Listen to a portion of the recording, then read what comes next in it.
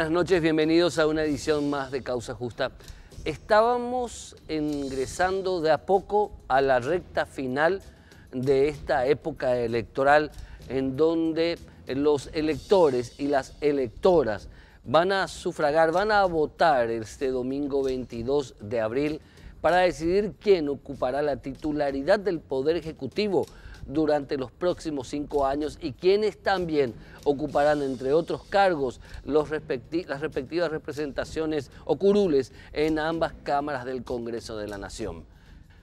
Es un momento ideal para seguir preguntándonos, como lo venimos haciendo desde hace ya casi 10 años, ¿realmente dentro de la oferta electoral, realmente dentro de la propuesta electoral, dentro de la propuesta de agenda de gobierno, tanto de legisladores y en especial de los candidatos a la titularidad del Poder Ejecutivo, cuánta importancia se le da a la necesidad cada vez más acuciante de devolver la dignidad y la real independencia al Poder Judicial, luchando con toda la fuerza posible contra la injerencia político-partidaria, contra la injerencia económica, contra la injerencia de los grupos de poder que lo único que quieren es sacar provecho de sus respectivos cupos de poder al interior de la administración de justicia.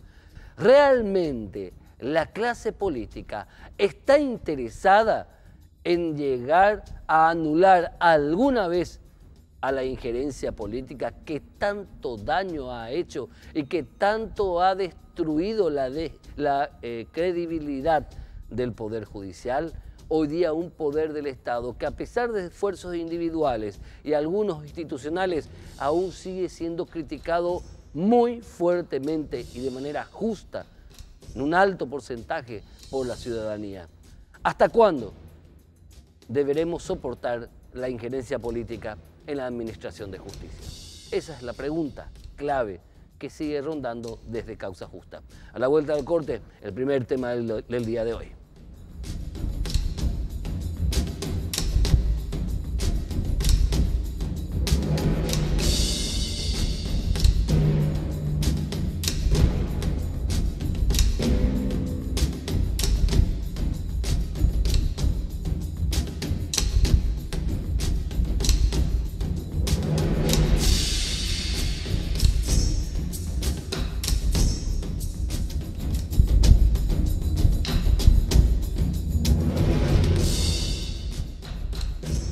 Antes que nada, porque hay que agradecer, a pesar de que se va a molestar, pero quiero agradecer particularmente el obsequio del doctor Luis Lescano Claude, una de sus tantas obras, Derecho Constitucional, que nos tuvo la amabilidad, la gentileza de traernos hoy aquí a los estudios de Causa Justa.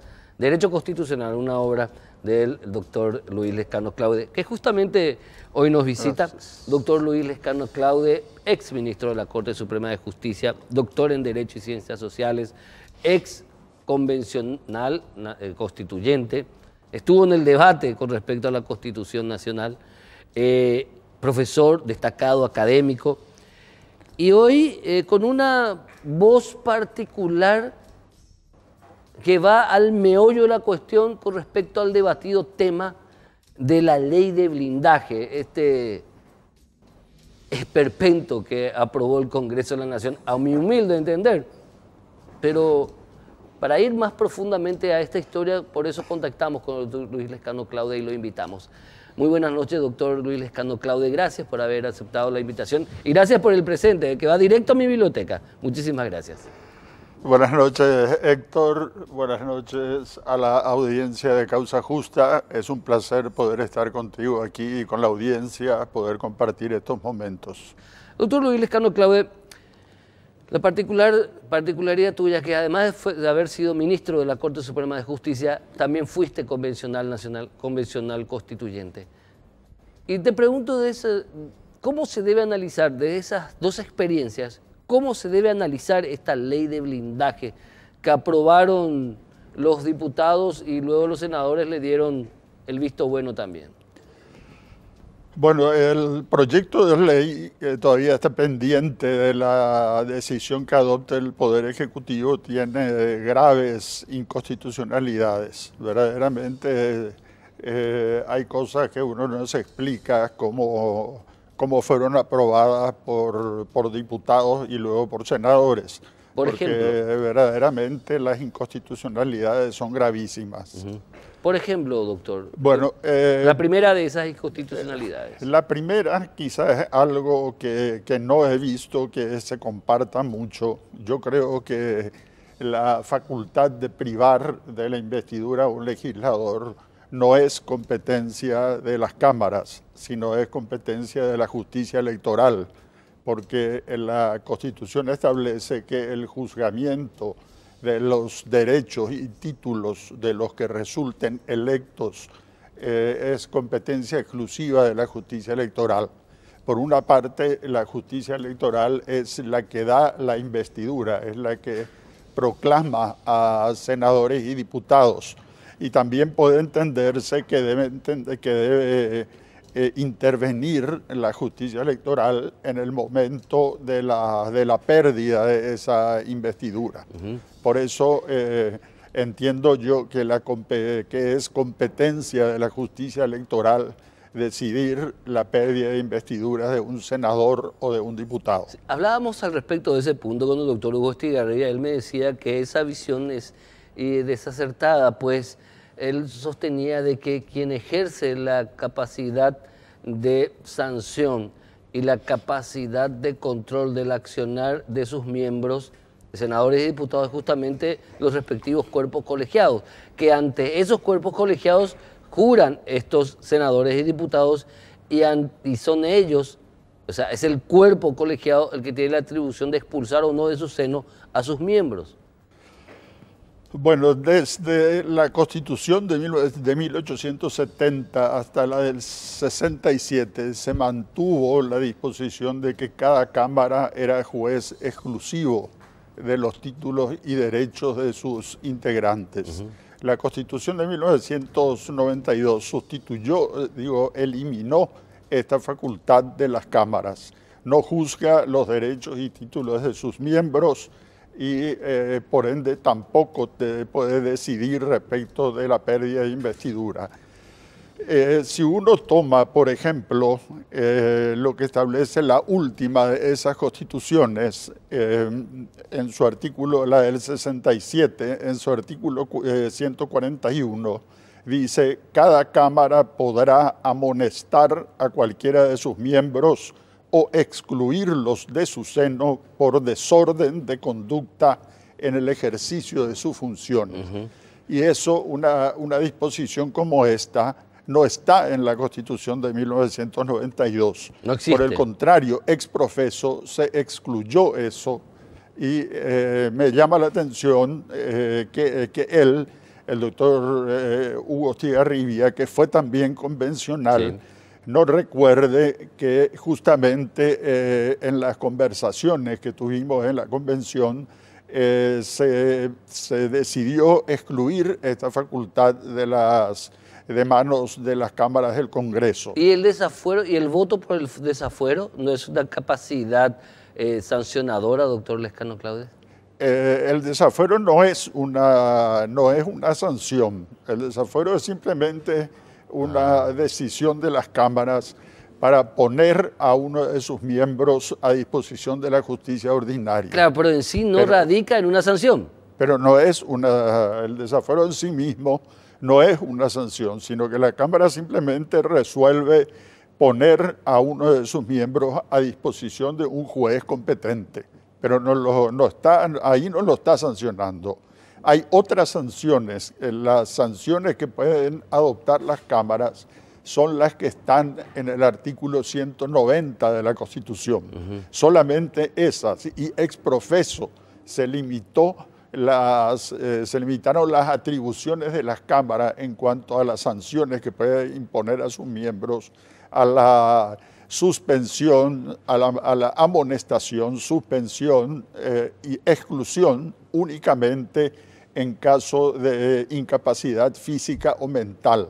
En ese caso solamente es el único caso en que las cámaras pueden excluir a uno de sus miembros del seno de las mismas. Y yéndonos a los principios básicos del derecho, lo que no está expresamente permitido está prohibido. O sea, si no está expresamente indicado en la Constitución Nacional la atribución o no, o sea, la atribución del Congreso, esa atribución no existe, no se pueden abrogarse ellos, o sea, se abrogaron ellos entonces una característica o prerrogativa que no la tienen. Sí, pero yo creo que es más. La Constitución dice que el juzgamiento, así como había dicho, era el juzgamiento de los derechos y títulos de los que resulten elegidos, corresponde a la justicia electoral. Y uno puede entender que es tanto en el momento de la proclamación como en el momento de la pérdida de la investidura. En ambos momentos tiene que intervenir la justicia electoral. Es la justicia electoral la que debe sancionar entonces como una especie de juicio político en donde los miembros del Tribunal Superior de Justicia Electoral, los 3 miembros, son jueces y el fiscal, por decir acusador, son los diputados o senadores que juzgan a su propio par. ¿Sería así? No. Tendría que ser un procedimiento exclusivamente ante la justicia electoral. Es decir, tendría que haber intervención del fiscal electoral y un procedimiento que a mi criterio tendría que iniciarse ante un juez electoral. Es decir, en primera instancia, un procedimiento breve, un procedimiento sencillo, porque se tiene que decidir respecto de cualquiera de las 3 causales de la pérdida de investidura. No solamente en cuanto al uso indebido de influencias, sino también, por ejemplo, cuando existe violación del régimen de inhabilidades o violación del régimen de incompatibilidades. También en esos casos debe intervenir la justicia electoral, entiendo yo, un juez electoral, es decir, de primera instancia, para decidir si se ha configurado o no, por ejemplo, una violación del régimen de inhabilidades o de incompatibilidades o el uso indebido de influencias. Esa es la primera inconstitucionalidad que observamos en la ley esta de autoblindaje. La primera, o sea, que las cámaras del Congreso no tienen la potestad constitucional de quitarle o no la investidura a sus miembros. Primero, ¿cuál es la segunda inconstitucionalidad que usted observa, doctor Lescano Claude, en su análisis de esta ley? Bueno, deriva del primer error, ¿verdad? El primer gran error que cometen las cámaras es autoatribuirse la facultad de excluir a sus miembros por violación, en cuanto a la pérdida de investidura. Deriva de eso, ¿verdad? Porque eso hace que se requiera una mayoría en cualquiera de las cámaras para determinar la pérdida de investidura. Y lo que se ha hecho es modificar la mayoría exigida por la Constitución, pasar o intentar pasar de una mayoría simple, que es la que exige la Constitución, a una mayoría absoluta de 2/3. Creo que este es un error también gravísimo, además de gravísimo, es un error elemental, ¿verdad? Yo creo que todos los legisladores conocen esto, saben que la regla para decidir cuestiones es la simple mayoría y solamente puede existir una mayoría calificada cuando la Constitución expresamente lo establezca. Si no lo establece, no hay mayoría y no puede crear la ley una mayoría calificada si la Constitución no la ha creado. Y la Constitución, con respecto a la pérdida de investidura, no establece mayorías calificadas. No establece mayorías calificadas. Ahora, ese no es un contrasentido o una contradicción que por un lado me decís, doctor, que la forma en que hicieron la ley de autoblindaje con respecto a ese artículo de pérdida de investidura, por un lado inconstitucional, pero la redacción misma de ese artículo no es confusa. ¿No le da ese artículo la potestad a los legisladores de quitar o no la investidura a sus pares? A mi criterio no, quizá el artículo podía ser más claro, podía indicar ya expresamente que la decisión respecto de la pérdida de la investidura tendría que realizarla la justicia electoral. Pero quizá hubiera podido ser más claro, más categórico el artículo. Ya finalmente y brevemente, por cierto, estamos cerrando su participación, doctor, desde tu punto de vista de análisis, pero también, no solamente como exministro, exconvencional nacional constituyente, sino como un abogado pasillero, ¿cómo analizás todo esto que está pasando con este tipo de leyes, la aprobación de este tipo de leyes, finalmente? Bueno, indudablemente hay un deseo de protegerse mutuamente. Y por otro lado, digo, también hay que ver la desconfianza en los colegas, porque aquí indudablemente lo que los legisladores quieren hacer más difícil la posibilidad de ser excluidos del seno de su propia Cámara. Hay una desconfianza hacia los colegas porque una mayoría simple es la mitad más uno de los presentes. Perfecto. Habiendo quórum. Ya con eso basta para excluir a un senador o un diputado. Y lo que quieren es hacer más difícil la posibilidad de esa exclusión del seno de la Cámara respectiva. Perfecto. Es decir, lo cual refleja, como digo, una desconfianza en que puede haber un contubernio de parte de algún sector de sus colegas para excluir a un legislador. Doctor Luis Lescano Claude, muchísimas gracias. Gracias a vos y un placer poder estar en este programa. Gracias por tu participación y el regalo que, como digo, va directo a la biblioteca. Bueno, a la vuelta del corte vamos a hablar con respecto a la injerencia política y la justicia, con tres connotados representantes, tanto del ámbito del Poder Judicial, del Ministerio Público y del Ministerio de la Defensa Pública.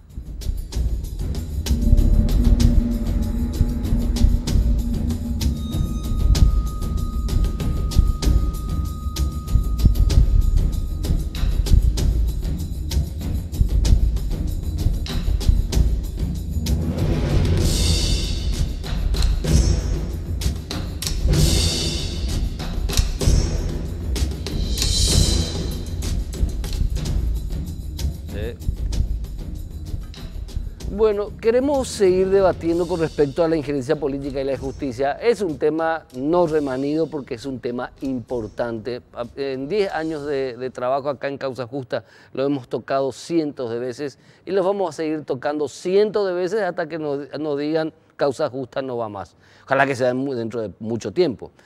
Pero por eso queremos siempre volver a tocar este tema porque no para. Este tema de los audios revela eso. El tema de un jurado de enjuiciamiento de magistrado que trata de quitarse años de costumbre de presión al Poder Judicial está complicado. Un Consejo de la Magistratura que tiene que explicar sus trabajos realmente de manera abierta y pública, y una Corte Suprema de Justicia que tiene que ocupar el espacio que la historia le reserva a la Corte Suprema de Justicia y a sus ministros para ser parte del cambio real hacia una justicia digna y solidaria para todos. Y por eso que invitamos por un lado al doctor Enrique Mongelos. Muchísimas gracias por estar con nosotros. El querido Tuno Mongelos, profesor, gracias por estar con nosotros. Gracias. Y también Augusto Salas, fiscal. Gracias, doctor, por estar con nosotros también. Comienzo con el doctor Enrique Mongelos. Desde tu punto de vista, camarista, con años de carrera, académico, gremialista también, ¿cómo ves, doctor, cómo ves hoy día la visión de la justicia como servidora de la ciudadanía, en donde las injerencias no tienen que tener el efecto que hoy día se tiene? Es una realidad, doctor. En un 28% sabemos que no tenemos credibilidad ante la opinión pública, pero sí tenemos la oportunidad de revertir eso.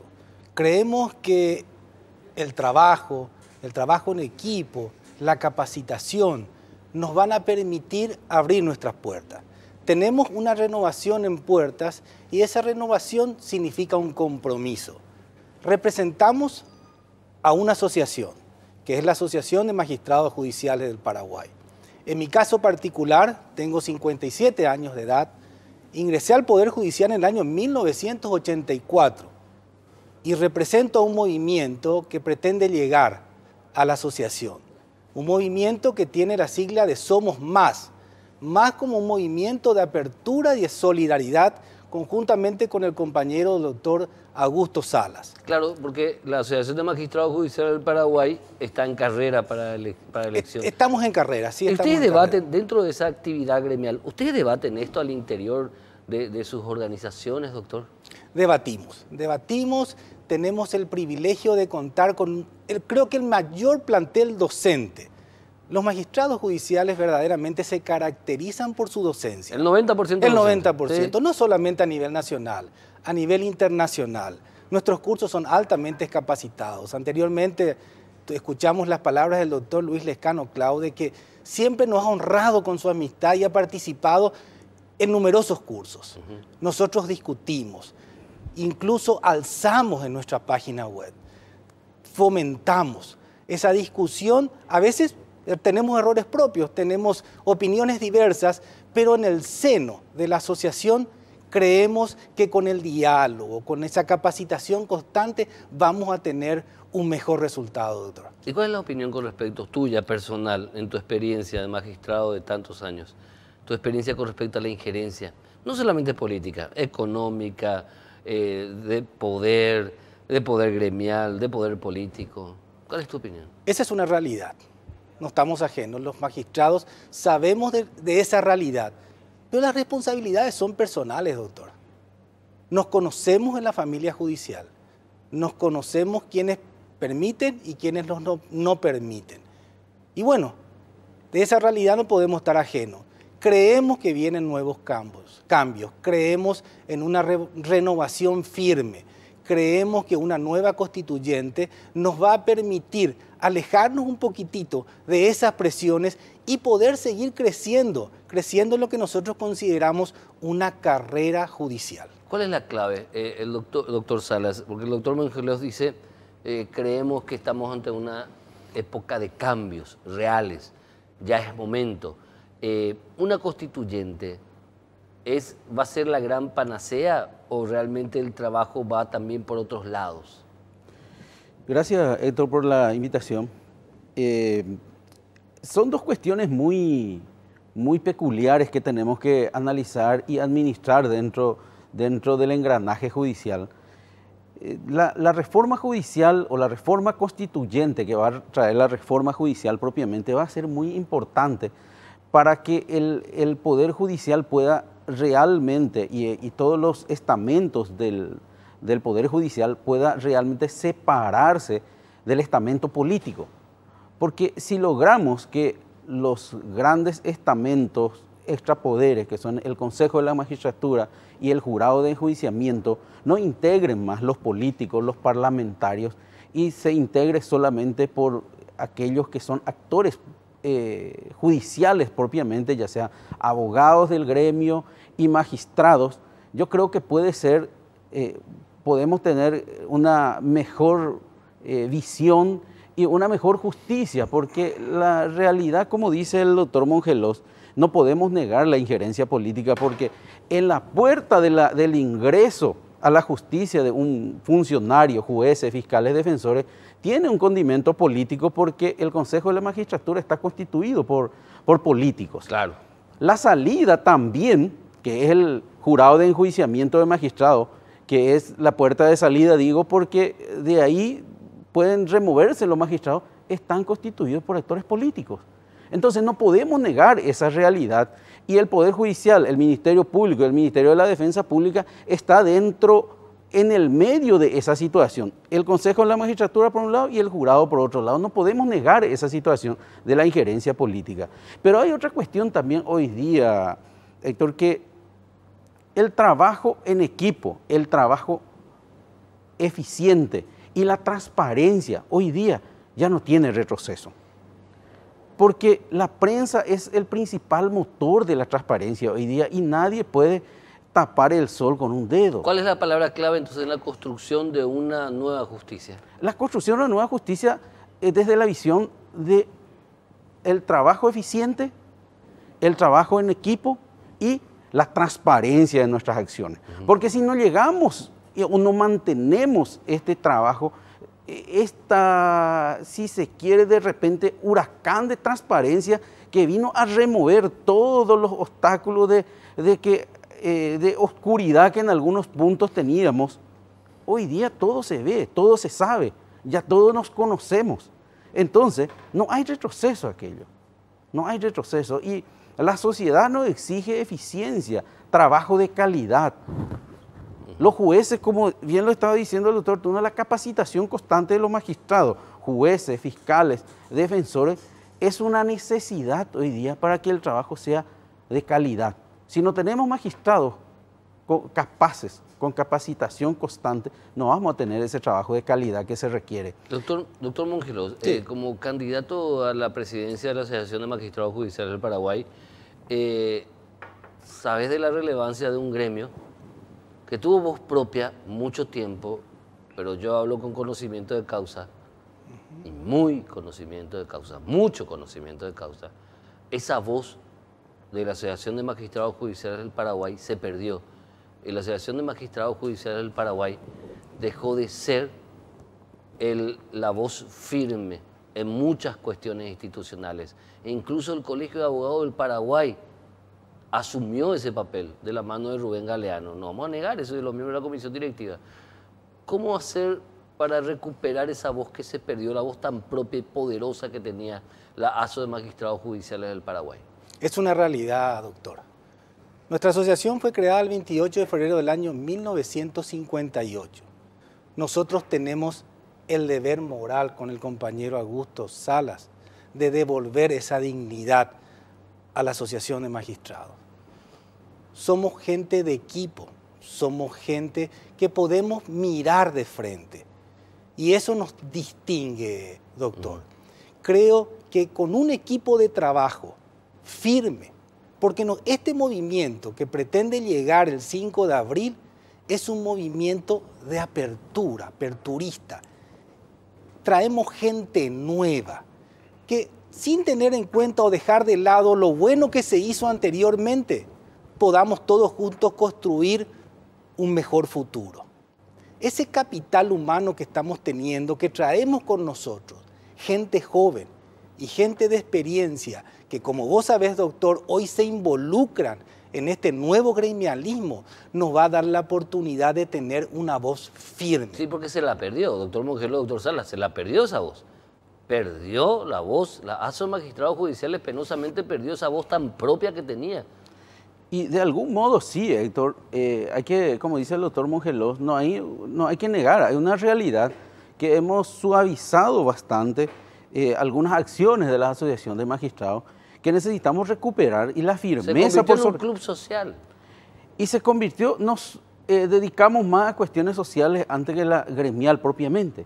Entonces, no hay que negar tampoco las acciones de la asociación en cuanto a la parte social, que es muy importante también para el asociado, que necesita también un lugar de expansión. Sí, no. Por eso la asociación... Porque, discúlpame, ¿quiénes son magistrados? Se supone que quiénes son magistrados, las personas, se supone y creo que en un 99% quienes son magistrados son las personas más ilustradas del país. No es fácil ser juez, no es fácil ser fiscal, mucho menos camarista, mucho menos ministro de la Corte Suprema de Justicia, tampoco es fácil ser defensor público. Entonces, ¿cómo es posible que el gremio integrado por las mentes, tal vez la mayor cantidad de mentes ilustradas del país, haya dejado de lado ese papel tan fuerte que tenía, de ser un mensaje duro y claro contra la injerencia política? O sea, está bien la actividad social, como vos decís, sí, pero ¿cómo recuperar esa voz gremial fuerte, doctor Salas? Y con trabajo constante e involucrando a gente que realmente quiere a la magistratura, que realmente quiere acciones que involucre a la gente, como bien lo decís, con mentes brillantes, a fin de dar luz desde la Asociación de Magistrados, no solo al estamento judicial, sino a toda la ciudadanía. Nosotros creemos que desde la Asociación de Magistrados podemos ir construyendo realidades que de repente hoy día no se está viendo de enfrentar una realidad, cuál es la injerencia política en la justicia. Lo O las presiones que o las sufren. presiones políticas. Entonces, tenemos que estar capacitados para eso también. Y hay cuestiones muy simples. La valentía, el coraje de los magistrados son fundamentales, porque presiones y tentaciones hay por todos lados. La cuestión es salvar y saber salvar esa situación y superar aquellos obstáculos que se llaman presión. El tema del papel de la mujer magistrada, de las magistradas, ¿cuál será en tu administración si es que accedes por el voto de tus coasociados? Nuestro a la movimiento, titularidad? doctor, es un movimiento aperturista. El 56% de nuestra lista está formada por magistradas. Ellas tienen su lugar. No solamente magistradas, jueces, camaristas, sino jueces de paz, que son la puerta de la justicia. Este movimiento le da el espacio a la mujer necesaria. Esa mujer paraguaya que verdaderamente en el ámbito y en la familia de la justicia está marcando una diferencia. Doctor Enrique Mongelos, muchísimas gracias. Doctor Augusto Salas, muchísimas gracias también a ambos. Candidato a presidente y a vicepresidente, ¿verdad? Sí, exactamente. Por el movimiento, repetimos el Más movimiento, apertura y solidaridad. Apertura y solidaridad. ¿Las elecciones cuándo son de la zona? El 5 de abril. 5 de abril. Creemos que a través del sufragio van a apostar por nosotros. ¿Cuántas Lista uno. personas, cuántos habilitados para votar?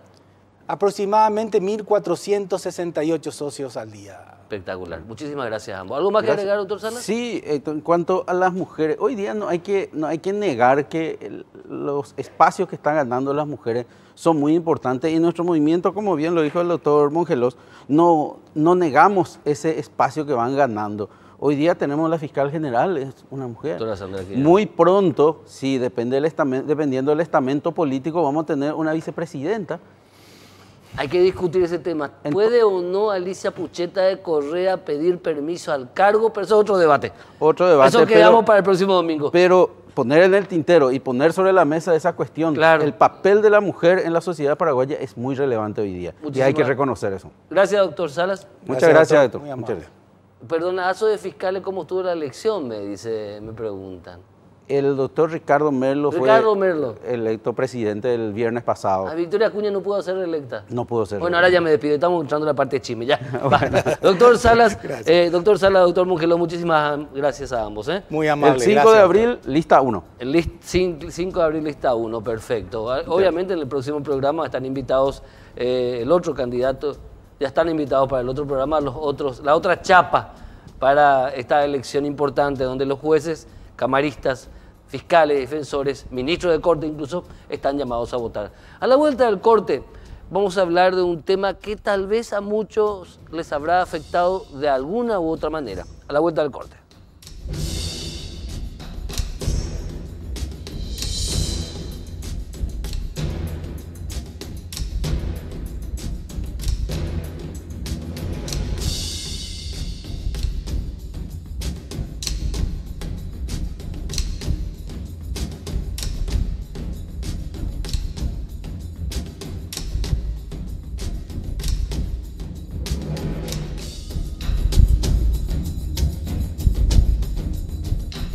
Póngase en el siguiente escenario. Usted alquila una casa.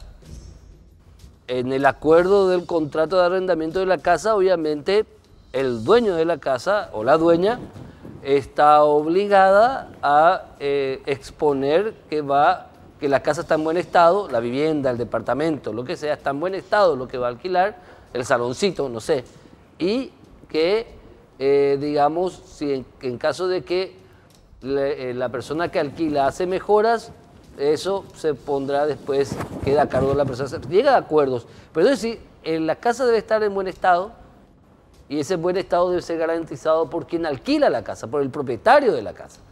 Bueno, póngase en el siguiente lugar, usted está del interior de la casa que alquiló 7 años atrás, sufre un accidente, se le cae un pilar encima.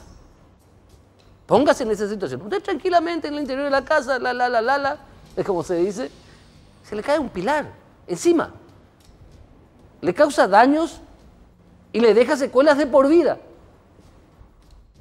hay una responsabilidad civil de la propietaria de la vivienda. Sin embargo, nuestra querida justicia paraguaya hace 7 años le dice a una señora, no, vos no tenés derecho a ningún tipo de resarcimiento por el accidente que sufriste en el interior de esa vivienda que estaba alquilada. Accidente del cual o por el cual tenés secuelas de por vida. Nos acompaña hoy, por un lado, la doctora Rosa Martínez de Baqueta, abogada del foro, gracias señora, representante en este caso de la señora Claudia Teresa López. Doña Claudia, gracias por la paciencia, hace mucho queríamos tenerte y ahora te tenemos, ¿verdad? En esta causa o en este expediente que realmente en menor medida o en mayor medida incluso afecta a mucha gente, a muchas personas que alquilan, arriendan y pasan por ese tipo de situaciones. No sé si tan grave como la tuya. Hace 7 años sufriste un accidente muy grave. Contanos, por favor. Sí. Buenas noches. Buenas noches, doctor. señora Claudia. Bueno, yo soy docente y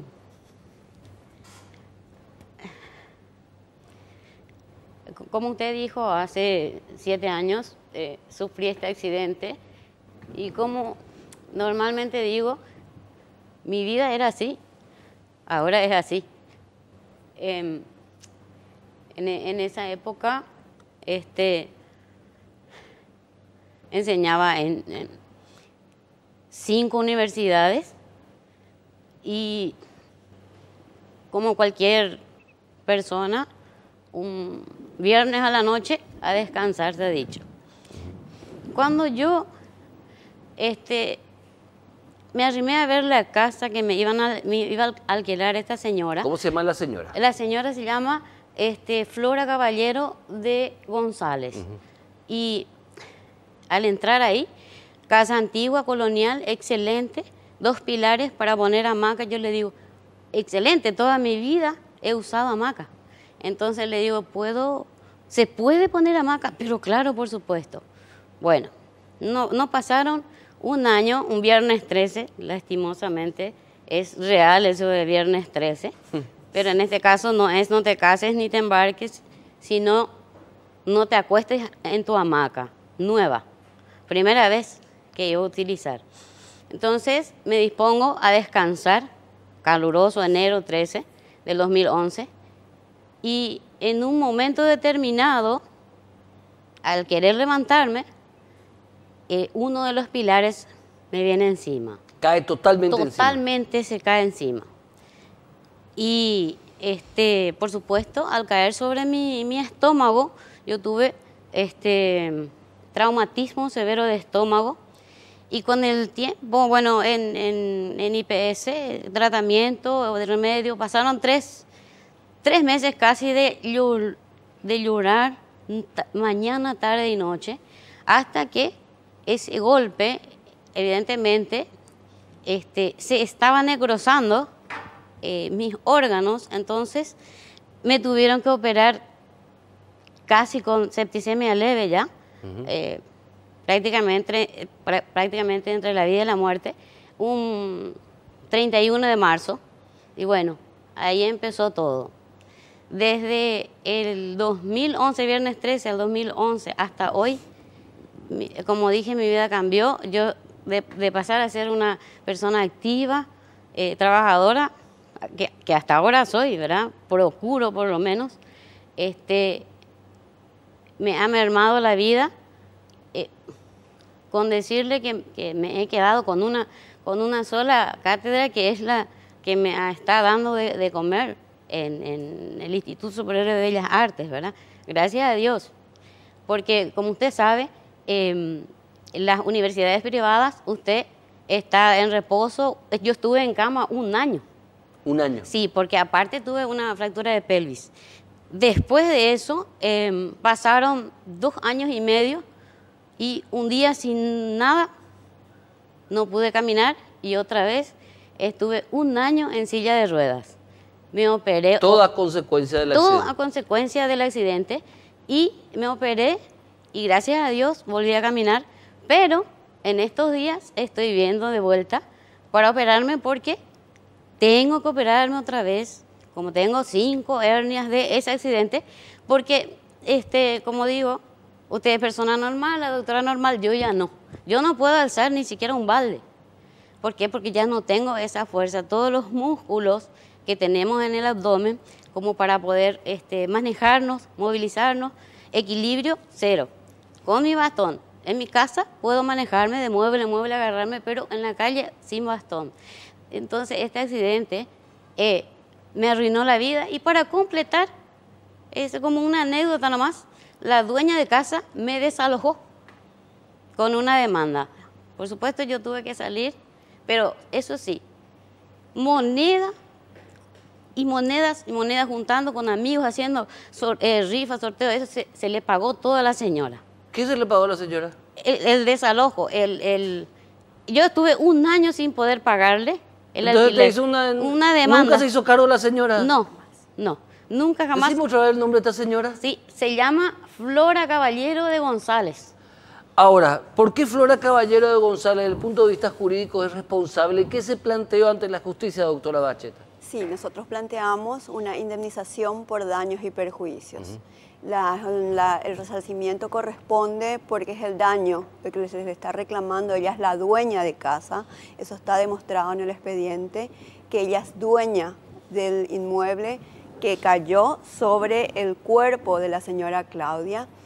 Fue probado íntegramente porque hubieron testigos que contaron cómo fue, cómo las termitas estaban por todas las puertas, las ventanas, pero había sido las termitas, no solamente estaban horadando puertas y ventanas, sino toda la estructura de la casa, motivo por el cual esos pilares colapsaron y cayeron sobre el cuerpo de la señora Claudia. No garantizó la señora dueña de la casa, nunca, entonces ella alquiló la casa a sabiendas que la casa estaba hecha pelota. Lo peor de todo, que la casa, en el momento de alquilarse, esta era una casa recién pintada, sí, así toda muy linda, bien vista. Lo que no se veía debajo de la pintura era todo esa corrosión que había por culpa de las termitas. ¿Eso se demostró? Eso está demostrado. ¿Cuál fue la respuesta de la justicia hasta ahora? La justicia, en primera instancia, dijo de que no fue demostrado que ella sea la culpable de que la casa estaba en malas condiciones. Sin embargo, las pruebas están el relato de cómo cayó el pilar porque hay 2 testigos presenciales que estuvieron, esos testigos incluso están en la sentencia dictada por la juez, y sin embargo... ¿Quién fue la jueza? No importa. Bueno, y en segunda instancia, ¿cómo quedó el tema? Eso está pelado en este momento. Está pelado. Eso está pelado en este momento. ¿Ante qué jueces? Eso va a cuarta sala. A cuarta sala. Cuarta sala, sí. ¿Después de cuánto tiempo se llegó a una sentencia de primera instancia? 7 años. Después de 7 años. 7 años, más de 19 incidentes por parte de la parte demandada. Todos ganados, todos los incidentes, porque eran incidentes donde todas las pruebas incidentó. Y realmente fuimos ganando así, prueba por prueba. Yo no para entiendo dejar cómo la firme. jueza, si es que todos los incidentes, sobre todas las pruebas que planteó la defensa, todas las pruebas fueron confirmadas por la jueza, ¿cómo es posible entonces que la jueza desconozca las propias pruebas que ella certificó? Más aún, doctor, hay un artículo 1847 sí, del Código Civil que dice que el dueño de la cosa inanimada, que sí, en este caso es la casa, es el responsable y carga la prueba sobre, en este caso, sobre el dueño de la cosa Pero inanimada. la justicia de primera instancia no te dijo los... No, la juez está muy confundida cuando dice no se probó que la casa estaba en malas condiciones. El que tenía que probar que no era la casa la culpable del daño que se le produjo a la señora Claudia era la demandada. Pero hay una confusión real en esa sentencia. Entonces, según la jueza, la señora fue picó la piedra, o sea, y hizo que la mampostería esté mal y ella luego empujó el pilar para que se caiga encima. Por poco no dice Qué eso. locura. En realidad es una Un locura. minuto, 30 segundos para el mensaje final, por favor. 30 segundos tenés, Sí, señora. la jueza es Mafalda Cameron. Mafalda Cameron. Mafalda Sí, Cameron. y yo le digo a esta jueza que